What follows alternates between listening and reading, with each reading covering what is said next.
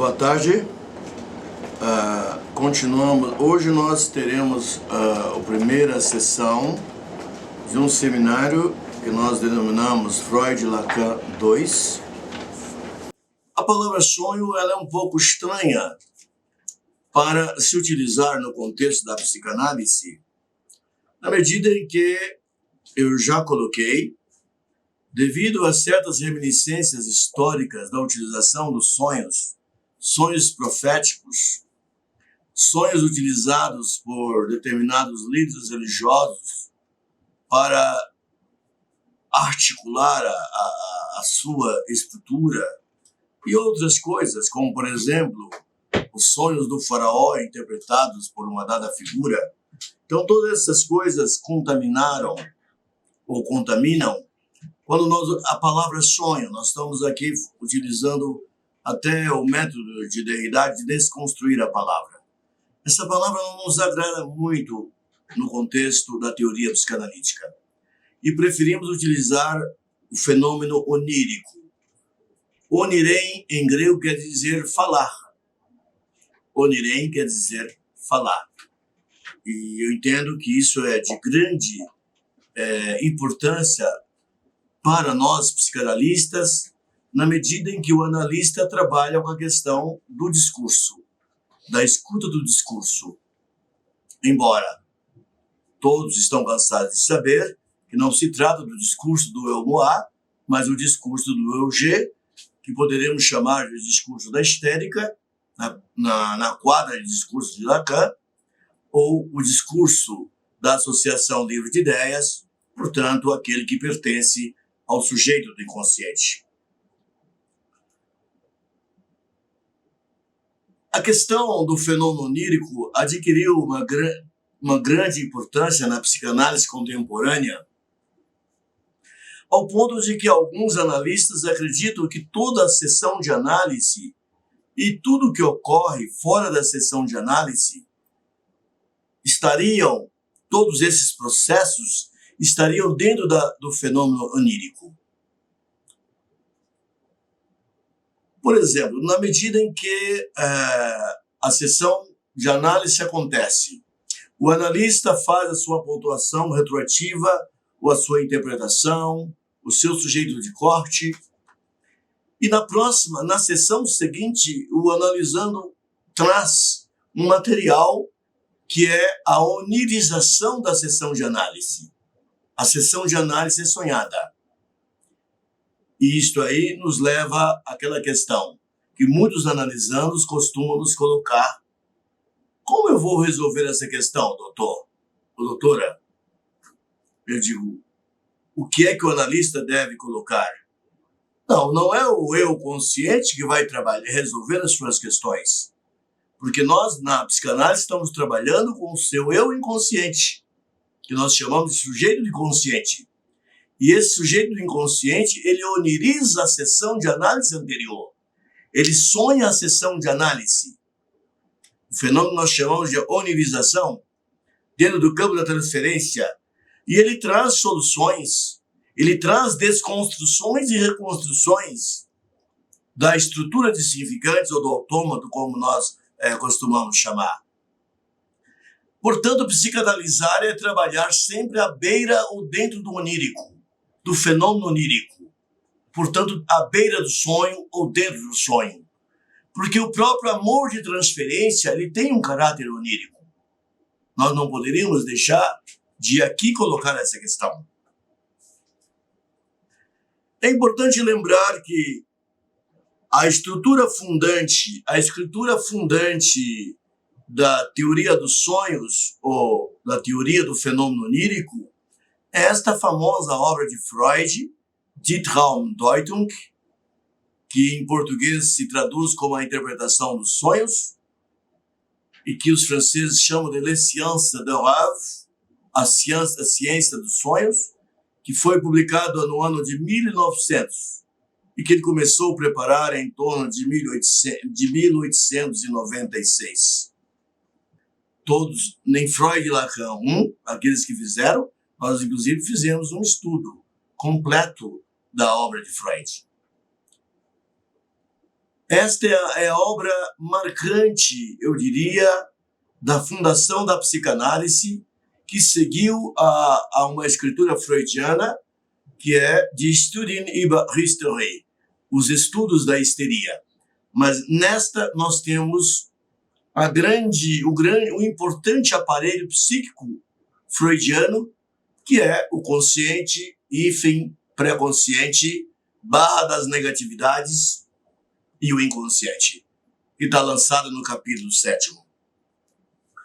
Eu gostaria de, na medida em que fomos avançando nessa questão, nessas 4 sessões sobre o fenômeno onírico, que nós pudéssemos trazer algumas coisas novas, que pudessem enriquecer e não deixarem vocês na claque ou na chateação.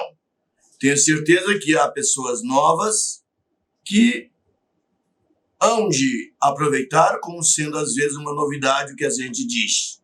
E que outros possam pegar esses conceitos, ampliá-los, aumentar a sua extensão, utilizando a sua criatividade, porque os conceitos eles não são coisas estáticas.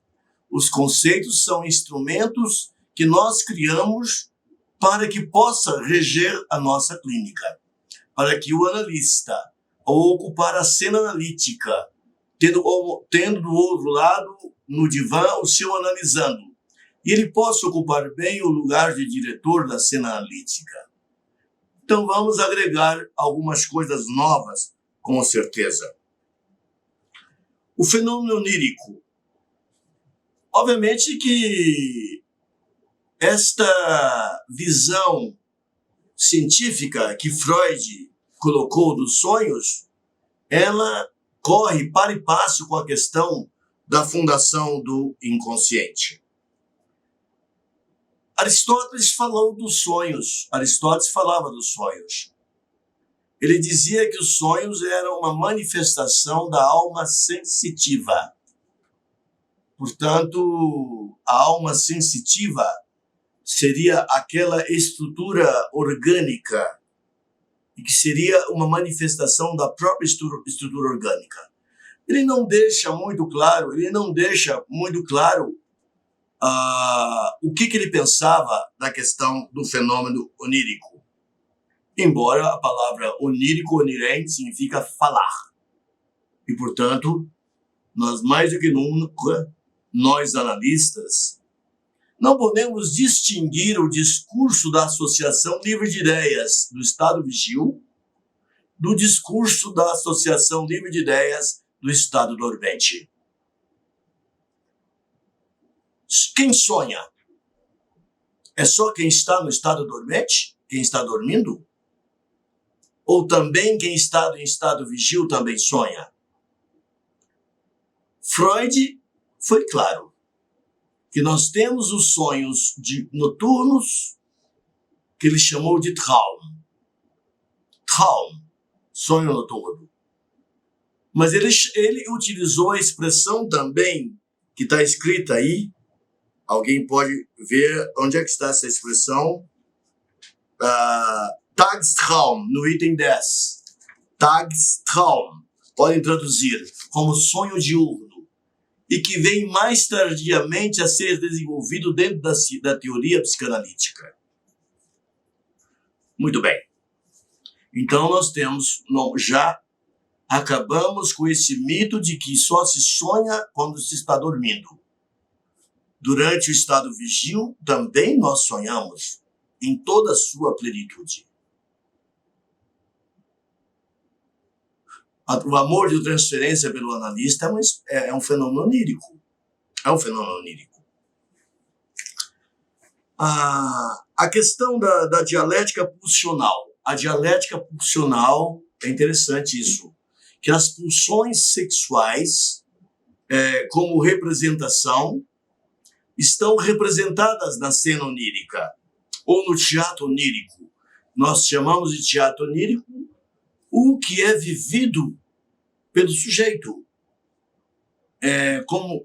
dentro de uma autenticidade inegável, e que ele, obviamente, vai colocar um discurso ou para o amigo, ou para a mulher, ou para o marido, ou para o psicanalista, se eles estiverem em análise. Embora, em grande parte, eu não vou falar sobre esses mecanismos aqui, os sonhos, eles sofrem de uma grande deformação, a cena onírica, o teatro onírico, de uma grande deformação, de vários mecanismos que são utilizados pela máquina de sonhar, para que o sujeito não sinta-se muito incomodado e ele possa continuar dormindo. Portanto, nós temos a deformação. E nós sabemos que a questão das pulsões sexuais estão muito presentes na questão do sonho. E aí vem as palavras-chave, que vocês podem até botar os significados na frente. Freud diz que o sonho é uma manifestação clara do desejo, que ele chamou das Wunsch em alemão. Das Wunsch. Perdão, tira esse trema da primeira palavra. É Wunsch sem trema. De Wunsch seria os desejos, né? Le désir, o desejo. Levé foi Lacan que formulou essa ideia de que os sonhos não estariam só ligados à questão do desejo no sentido sexual, provavelmente dito, mas anseios, vontades, que ele chamou de o voto. Begierde é um termo de Hegel que se refere ao desejo e que Lacan utiliza esse termo de forma muito repetitiva utilizou bastante dentro do seu ensino. Então é importante nós pensarmos aqui que essa questão do discurso onírico e do discurso vigil, eles não são diferentes, eles são iguais. E nós poderíamos até passar para frente e lembrar algumas experiências que foram realizadas após a descoberta do que nós chamamos de Rapid Eye Movements, do sono REM. O paciente, ao adormecer, ele passa por vários níveis de aprofundamento do sono. Sono nível 1, 2, 3, até chegar ao nível em que ele começa a apresentar movimentos rápidos dos olhos. Isto foram observações clínicas e médicas, neurológicas, feitas em clínicas do sono. Quando o paciente, ao dormir, que ele começa a apresentar movimentos dos olhos, rápidos dos olhos, isso é muito interessante, prestem bem atenção. É um sinal de que ele está sonhando. O eletrocardiograma, no nível do sono, nível 1, o eletroencefalograma, ou um ato falho, o eletroencefalograma no sono nível 1 é igual ao ele é diferente do eletroencefalograma no nível vigil. Quando estamos acordados, nós fazemos um eletroencefalograma, chamamos de X. O paciente entra na clínica de sono e vai ser observado e monitorizado. Quando ele passa do estado vigil para o sono nível 1, o eletroencefalograma vai ser X mais 1. Vamos botar isso, X mais 1. Quando ele passa para o nível 2, aprofundou um pouco mais, o eletroencefalograma vai ser diferente, X mais 2. Quando ele passa para o nível 3, o eletroencefalograma vai ser X mais 3, diferente. Mas quando ele entra no sono REM, que nós podemos chamar de nível 4, dos movimentos rápidos dos olhos, o eletroencefalograma volta a ser igual ao eletroencefalograma do nível vigil, da vida em vigília. O que nós poderíamos concluir? O que nós poderíamos pensar desta igualdade entre o eletroencefalograma daquele que está apresentando, vivenciando o estado onírico, e aquele que está vivenciando o teatro onírico, e daquele que está vivenciando o teatro vigil da vida, da existência. Os dois são iguais. Isso nos leva a crer que a validade do discurso do teatro e do discurso onírico tem a mesma equivalência do ponto de vista da linguagem do discurso vigil. Eu entendo que vocês compreenderam claramente essa observação científica, neurológica, e que coloca essa comparação entre o eletroencefalograma daquele que está em estado vigil, que é igual ao eletroencefalograma daquele que vive o seu próprio teatro onírico, que é no nível do chamado sono REM, sigla inglesa para Rapid Eye Movements. E isso vem nos ajudar como analistas, dentro de uma interpretação que nós fazemos, de que o sonho e a associação livre de ideias rotineira não tem diferença nenhuma. E nenhum analista deve ficar preocupado, um analista debutante, em ouvir a associação livre de ideias do analisante em torno da questão do que ele vivenciou na sua cena onírica. Níveis do sonho. Eu poderia dizer que o fenômeno onírico ele poderia ser dividido em 3 camadas. Camadas ou níveis. A primeira camada nós chamamos o significante puro, ou estático. Estático no sentido de S, né? Aquilo que está parado. Ou que está latente. Latente vem do grego, né? Lete quer dizer morte, né? Aquilo que não tem uma vida, que não tem um movimento, né? Então, o primeiro nível seria a camada latente do fenômeno onírico, em que os significantes estão lá e eles nada representam.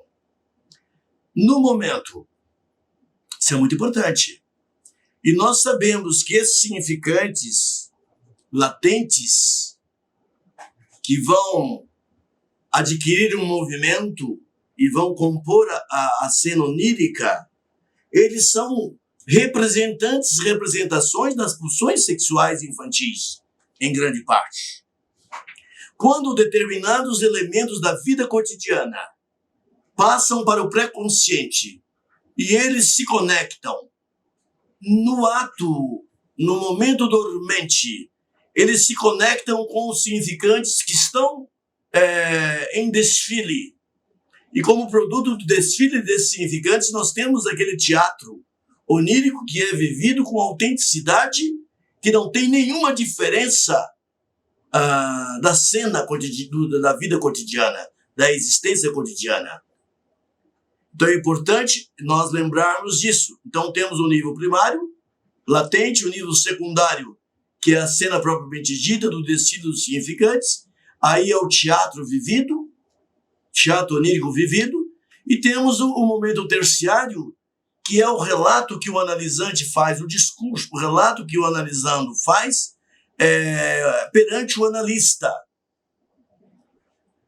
Agora eu lhe pergunto, foram só os significantes infantis que se movimentaram e produziram aquela cena? Não. As acontecências da vida atual também se conectam. Elas se conectam aos significantes e vão passar, obviamente, a fazer parte da cena onírica. E isso nós costumamos chamar de fator desencadeador dos sonhos, não é isso? A gente utiliza. Agora eu pergunto, eu não vou falar de interpretação hoje, vamos deixar para depois, mas o analista, ele arbitrariamente interpreta o sonho? Embora o analista só interprete depois que o analisando está no divã, ele conhece o código inconsciente do seu analisando, mas o analista não deve ser narcisista ao ponto de não pedir que o seu analisando faça associações livres de ideias. normalmente a gente diz, depois do relato onírico, associe, faça associações livres de ideias em torno do teatro onírico que você acabou de relatar. E o analisando vai fazer as suas associações. Quer dizer, automaticamente ele dirá alguma coisa. E é em cima, obviamente, das associações que ele faz, que o analista vai fazer a sua hermenêutica, a sua interpretação. Reorganizar aquela cena complexa, que nós já poderemos, isso nós vamos falar depois, não vou adiantar, aquela cena complexa, frequentemente incompreensível para o analisando. Mas nós sabemos que no início da análise os sonhos são incompreensíveis para o analisando. A cena onírica ela é incompreensível, mas na medida em que a análise vai andando e na medida em que o sujeito se desconstrói e se reconstrói, ele adquire uma capacidade de compreender, de agregar sentido à sua cena onírica. Ele adquire uma capacidade, vamos dizer, de interpretação dos seus próprios sonhos. E que, frequentemente, eu invoco o terceiro sujeito analítico, apresentam com o analista uma grande coincidência de significados, de efeito de sentido. Quem faz análise tem a experiência.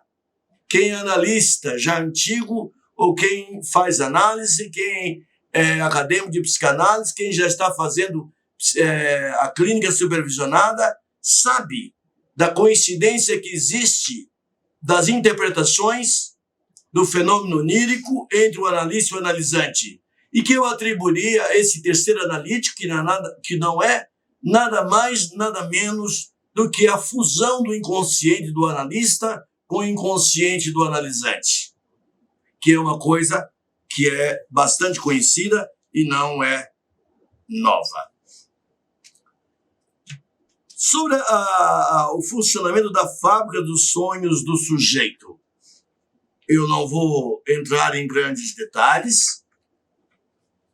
Nós sabemos que quanto mais proibido for o conteúdo do sonho, quanto mais proibido for o conteúdo do sonho, mais deformações vão ocorrer na cena onírica. Eu não vou entrar em explicações sobre isso aqui hoje. Quando os analisandos, já depois de um ano de análise, um ano e meio, os sonhos que eram tão complexos e deformados, eles passam a ter um efeito de sentido muito mais claro para o analista e para o analisando. Isso quer dizer que o sujeito do inconsciente, que nós diríamos que ele é o próprio significante, está sendo desconstruído e sendo reconstruído. Olha uma coisa. O sensor do sonho. O sonho sofre uma censura. Como se houvessem, como na ditadura militar, que censurava as peças teatrais, censuravam os filmes. Qual é o sensor do sujeito? É o ideal do eu, ou que alguns costumam chamar de super-eu. Eu prefiro de usar a palavra super-eu para o super-eu arcaico, aquele sensor ruim, infantil. Agora, o ideal do eu eu prefiro para o sensor que é uma decorrência da castração do complexo de Édipo e da instituição do significante do nome do pai. O grande controlador do ritmo do sonho é o ideal do eu, uma espécie de sensor. Porque quando ocorre uma invasão do eu, porque o sonho há uma intercomunicação psíquica, porque o inconsciente, ele mantém, o sujeito do inconsciente, que é o eu-G, podemos assim chamar, ele mantém uma comunicação intrapsíquica com o eu-Moi. Portanto, materiais estão saindo do plano do inconsciente, estão sendo transferidos para o plano do consciente, do eu no ar. Se não houver uma regulação homeostática feita pelo eu no ar, nós temos uma invasão maciça de significantes no eu no ar. E nós vamos, com certeza, não ter vamos ter um pesadelo, que chama-se nightmare em inglês, e o sujeito haverá de acordar. Então, o sonho bem estruturado, ele é um guardião do sono. Por que Lacan sempre chamou, não, Freud, sempre chamou o sonho, o fenômeno onírico, de guardião do sonho? Porque é através do sonho que os desejos da vida cotidiana, que se tornaram impossíveis, que não podem ser realizados e que são realizados de forma alucinatória. E aí eu já posso até fazer uma colocação. O sonho é uma alucinação? É. O sonho ele tem uma função alucinatória delirante no sujeito. E ele é um mecanismo de defesa importante para o eu moi. Porque através do sonho nós temos uma realização alucinada de desejos, de votos e solução de problemas que no pensar consciente do cotidiano nós não poderíamos ter estas soluções. Então, nós poderíamos dizer que a estrutura clínica psicótica tem uma equivalência, faz uma equivalência com a estrutura onírica? Faz. Nós poderíamos dizer que o sonho é a nossa psicose de todos os dias. Quem não teve um sonho louco? Quantas vezes, analisando, chega no divã e diz: meu sonho foi muito louco. Mas é uma loucura o meu sonho. Conto, às vezes, para uma amiga, quando não está em análise, para um amigo, etc. Mas sem nada compreender, sem nada compreender. Mas é uma fuga para a loucura. Porque o sujeito, na sua cotidianidade, ele está amarrado pelos laços sociais, das leis, da razão, do comportamento obrigatório que ele tem que apresentar, de um discurso obrigatório que ele tem que apresentar, e isso leva a dizer que o eu moi, em grande parte, ele é um eu hipócrita. Ele é um eu construído para viver em sociedade e para viver na civilização. Quantas vezes nós dizemos coisas que não sentimos? Quantas vezes nós somos falsos ao afirmar determinadas coisas? E se não formos, nós podemos até ser enquadrados pelos agenciadores do Estado. Portanto, aí vem a pergunta: onde está o eu autêntico? Qual é o autêntico? Onde está a autenticidade do ser? Da essência? Essência é aquilo que é. Da essência do Dasein, ou do ser no mundo. É no discurso. O que é mais verdadeiro? É o discurso cotidiano ou o discurso onírico? Nós já respondemos que o que é mais verdadeiro é o discurso onírico. O que dá mais prazer é o discurso cotidiano ou o discurso onírico? Lacan sempre já dizia que o verdadeiro é o que dá mais prazer. Não é o real. Eu estou usando o real no sentido lacaniano. E não é a realidade que nos dá mais prazer. Embora, obviamente, nós não devamos trabalhar para que um sujeito só tenha prazer de existir no campo onírico. Mas do que nós chamamos realidade cotidiana, o prazer também deve se escrever. Se esse prazer não existe, com certeza nós estamos perante a uma dor psíquica e, obviamente, que pode ser beneficiada por uma demanda psicanalítica. Eu já falei sobre essa questão do mito de que sonhar é algo do sujeito dormente. Isso é uma bobagem. Isso é uma besteira. Nós temos os sonhos diurnos. Freud chamou de Tagtraum, sonho diurno. Nós temos as fantasias, inclusive conscientes. Os devaneios. Quem não se pega e já se pegou devaneando? Viajando, né? Viajando. Utilizando uma expressão bastante comum. E o Dr. Bion, que é um psicanalista que agregou bastante no que concerne ao estudo psicanalítico dos sonhos, a metapsicologia do fenômeno onírico, ele sempre afirmou que nós temos durante todo o nosso período vigil rápidos sonhos que nós não temos consciência de que eles aconteceram.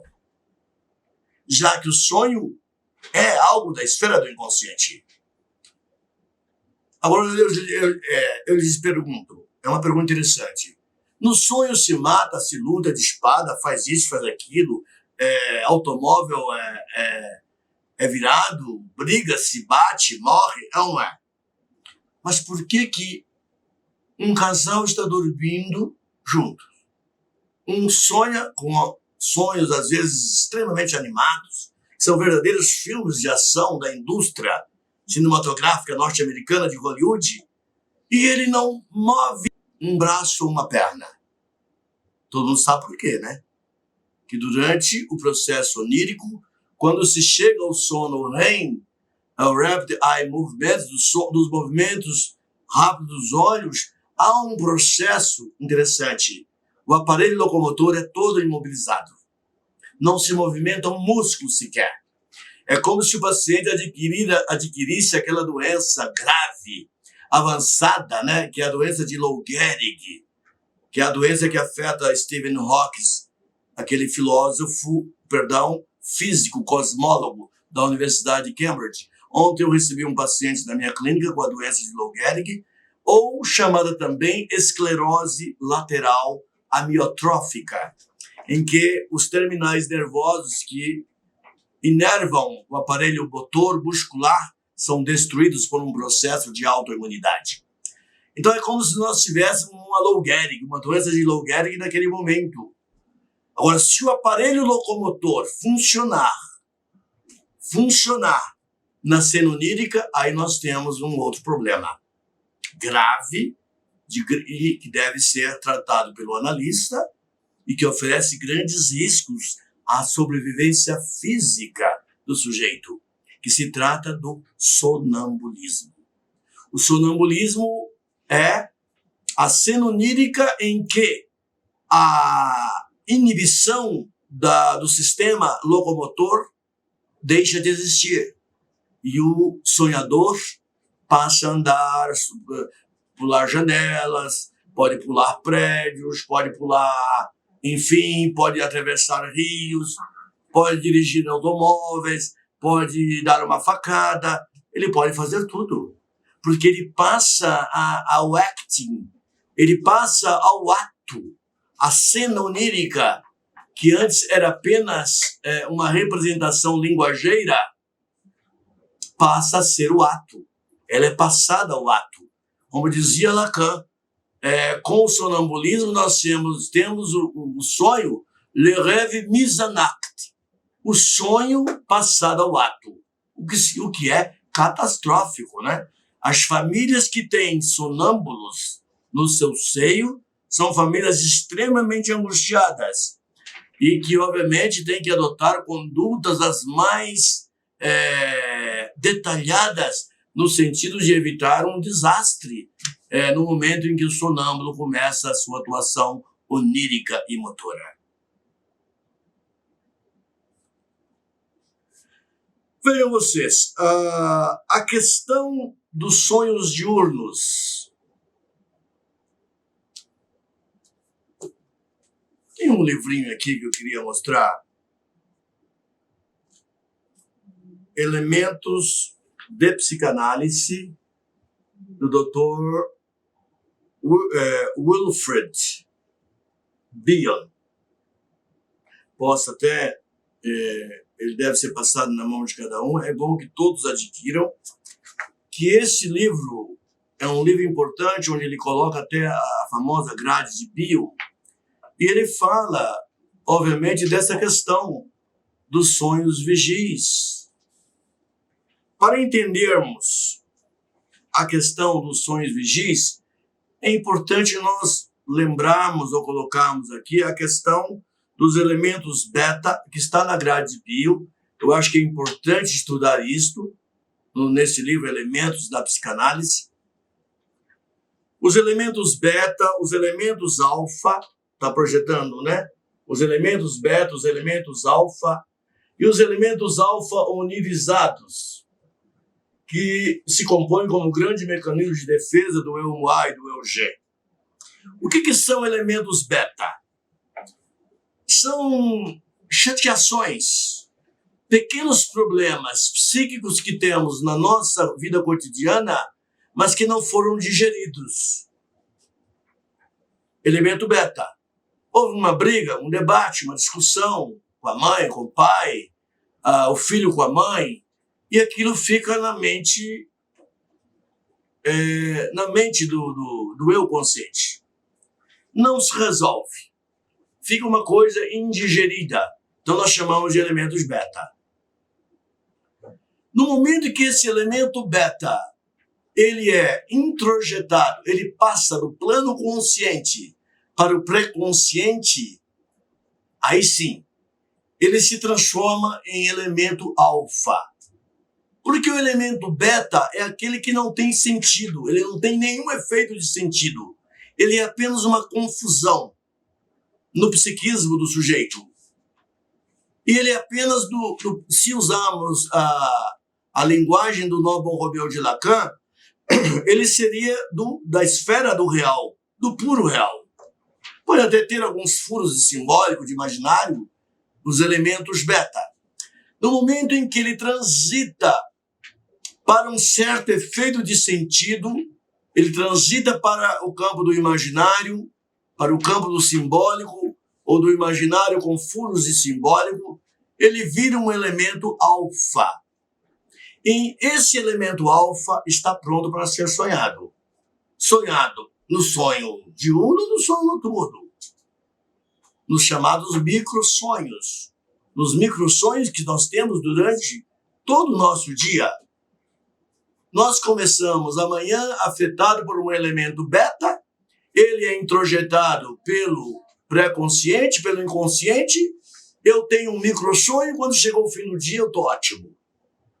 Eu elaborei, eu resolvi, o que era beta virou alfa, e finalmente, num nível mais avançado de sentido e de desinvestimento de afetos ruins e destrutivos, afetos de angústia, eles se transformam em elementos alfa onirizados, portanto sonhados. Deitamos às vezes chateados. Quantas vezes nós vamos para o leito chateados e na manhã seguinte a gente acorda animado, alegre, né? Com a alegria, com a esperança, com a crença de viver completamente renovada. Esse processo que Bill chama de alfa-betização. Portanto, é utilizado esse termo, ao contrário, é a transformação de elementos beta do real para elementos alfa, que na verdade se conectam aos significantes, vão ser elaborados, vão ser desconstruídos, reconstruídos, e um bom efeito de sentido vai ser agregado a esse elemento alfa. E isto é, com certeza, esse processo de alfabetização, um grande mecanismo de defesa onírico que nós temos para o nosso eu A e para o nosso eu G no dia a dia. Parece uma loucura falar nos microsonhos de hoje, mas eles existem. Eles podem durar segundos.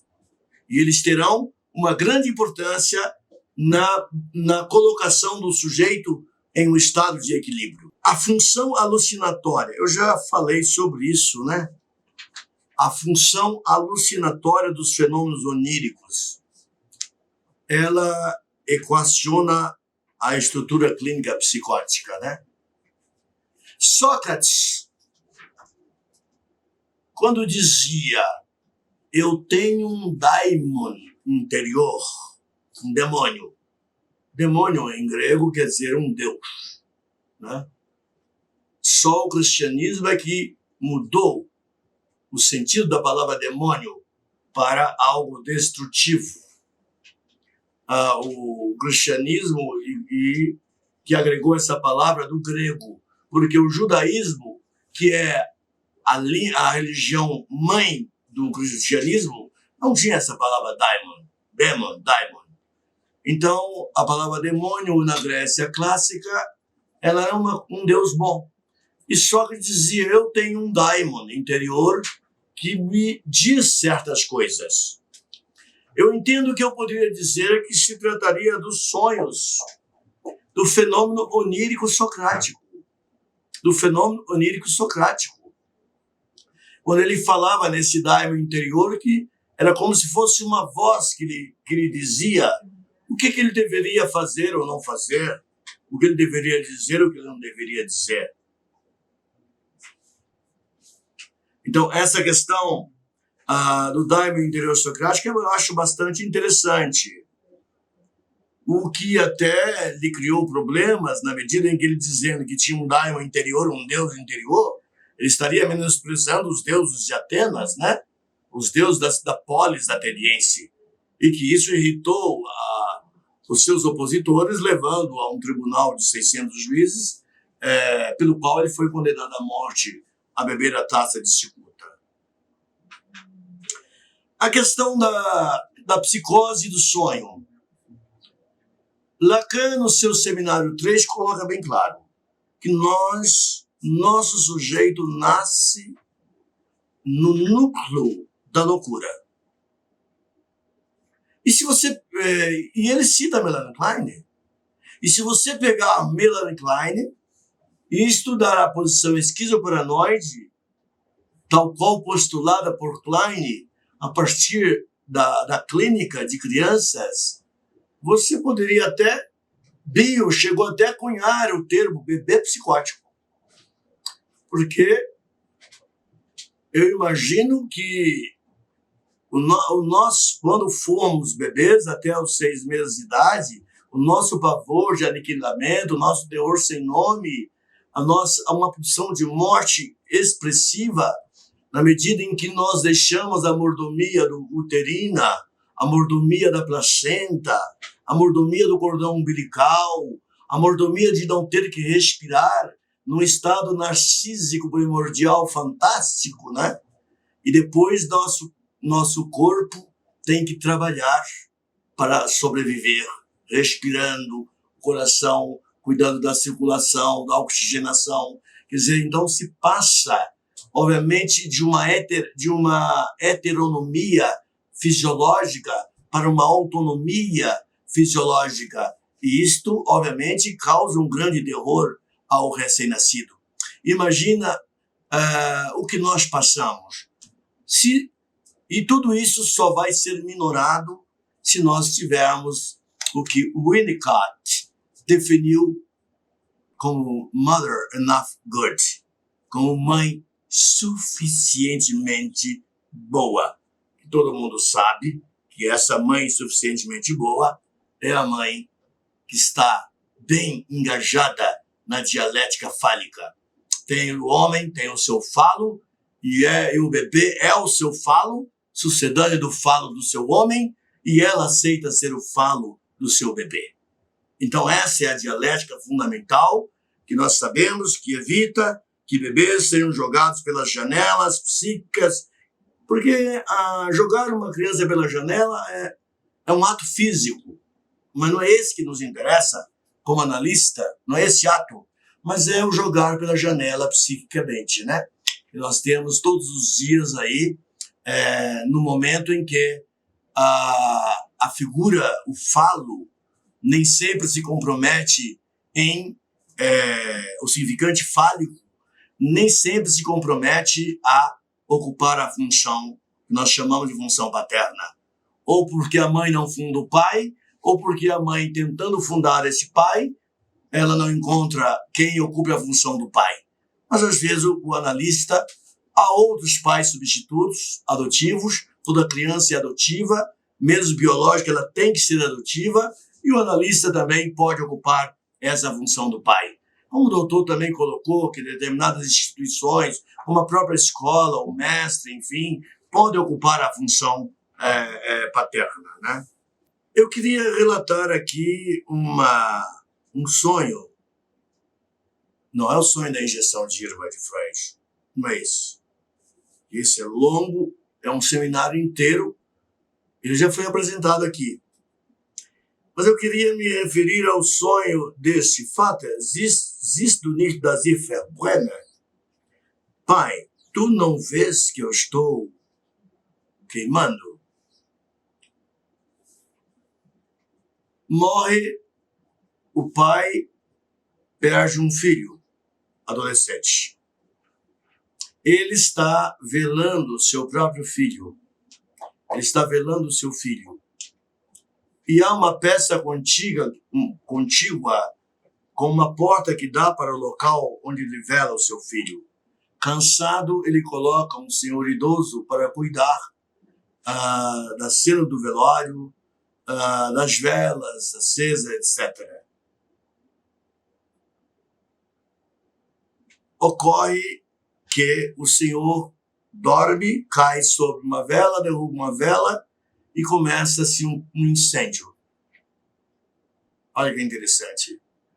O fogo entra pelos olhos do pai do adolescente morto, do filho morto, entra pela retina e vai ao cérebro e lhe estimula, obviamente, com o fator desencadeador do sonho.